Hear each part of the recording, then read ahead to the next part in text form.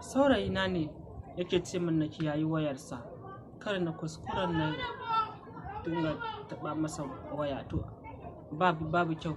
To abin yana damuna, shi kuma fa duk da ya gaya mun haka yana taɓa wayata a duk lokacin da yake so.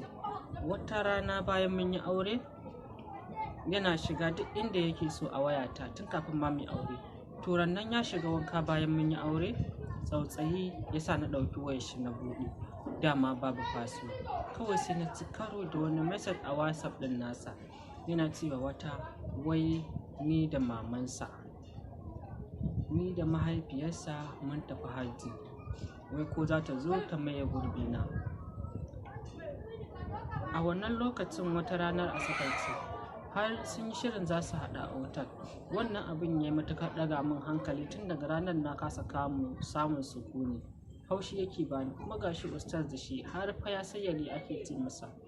Dan Allah a shawarce ya zan yi, saboda na fara tunanin kawai a raba auren nan kowa ya kama gabansa, saboda kwata-kwata yanzu bana jin zan ƙara yarda da shi. Kuma auren da aka ce akwai zargi a ciki na tabbata akwai kuskure, saboda haka menene mafita? To masu rubuto wasiƙu suka ce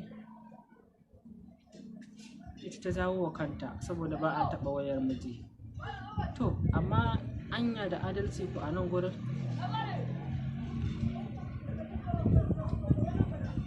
Shi fa ya san me yake nufi, tunda dai an ce ya ce kiyaya so sai ta kiyaya. Yanzu gashi ta je ta ga abin da ya ɗaga mata hankali, in ba a yi wasa ba kuma wannan shi ne sanadiyyar rabuwar auren nasu.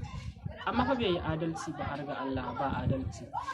Saboda mace tana zaune da kai tsakani ga Allah, na farko ka haɗa ƙarya da ita matarka, kuma ka haɗa ƙarya da mahaifiyarka, ka ce wai sun tafi hajji.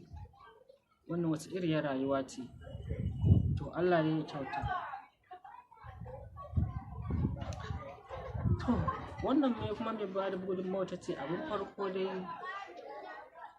za ta iya cewa tunda ya ce ka ta ɗauka ɗin da ba ta haka ba, da wannan bibiyu ba, kuma shi ma bai kyauta ba, saboda duk wanda ya zauna da kai zaman aure ba zaman wasa ba ne.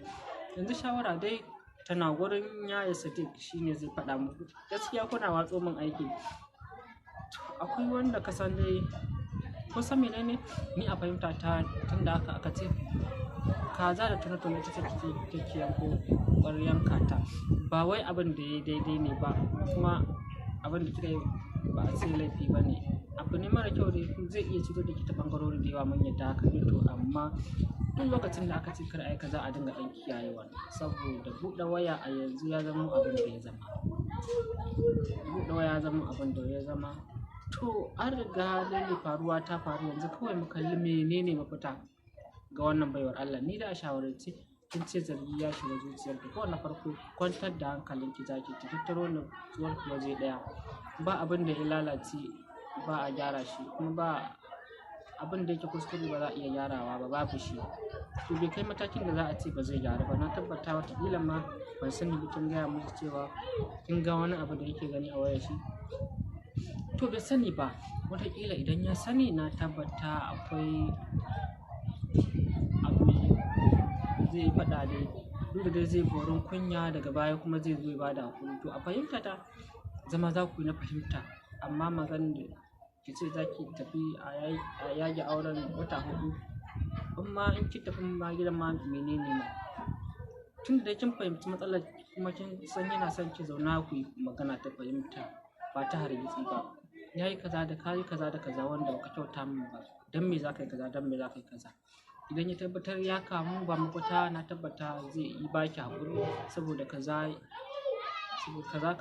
ki man magana ta nutsuwa da abubuwan da ya kamata. Ki neman nasiha a hankali sai ki karkato hankalinsa ki dawo da shi daidai. Amma ba haka ba,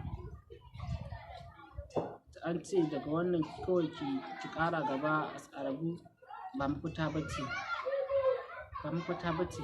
Ya kamata dai a zauna lafiya zaman aure. Wannan kenan. Kuna tare da mu a cikin Sadiq So TV. Ku ci gaba da kasancewa tare da mu, muna tare da ku.